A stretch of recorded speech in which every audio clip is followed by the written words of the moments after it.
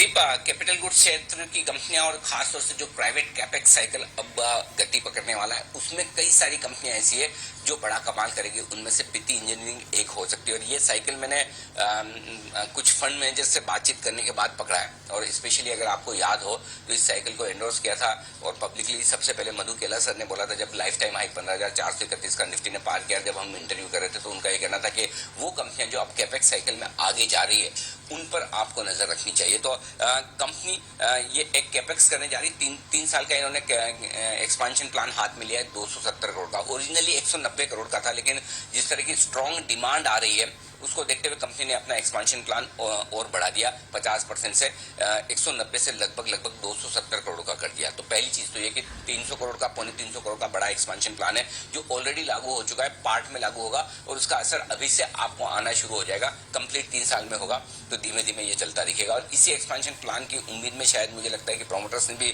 थोड़ी 2-2.5% अपनी हिस्सेदारी बढ़ाई, 56-57% के आसपास, जो 59% के आसपास वो लेकर गए। हालांकि एक बात जरूर है कि प्रोमोटर्स के 20% शेयर प्लेज हैं, लेकिन ये प्लेज इसलिए किए गए कि एक्सपांशन प्लान के लिए कंपनी में पैसे की जरूरत है जो प्रोमोटर्स ने प्लेज करके कंपनी के बिजनेस में लगाए, इसलिए वो एक अच्छा प्लेज माना जा सकता है। तो पहली चीज ये, अच्छा, ऑर्डर बुक मजबूत है, कहीं कोई चिंता की बात है नहीं। और कंपनी के जो अब तक की फाइनेंशियल परफॉर्मेंस है पिछले साल जो एक्सेप्शनल सबके लिए है वो छोड़ दें तो बढ़िया परफॉर्मेंस यहाँ पर कंपनी की है ही, इसमें कोई डाउट नहीं। अब आगे क्या कुछ हो सकता है वो देखिए।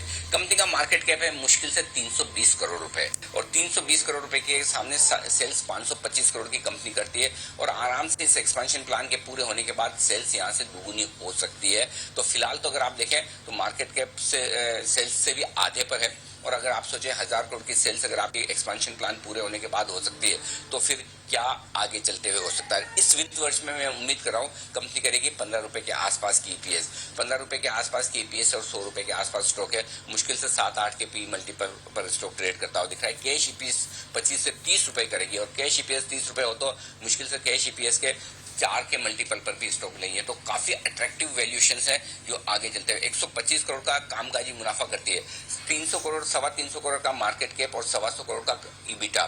तो ये बताता है कि मार्केट कैप से लगभग आधे के आसपास ईबिटा कर रही है। तो ओवरऑल मुझे लगता है कंपनी के वैल्यूएशन बहुत आकर्षक है और अगले 2 साल में एक्सपेंशन प्लान का जो फायदा होगा वो आपके सामने आएगा।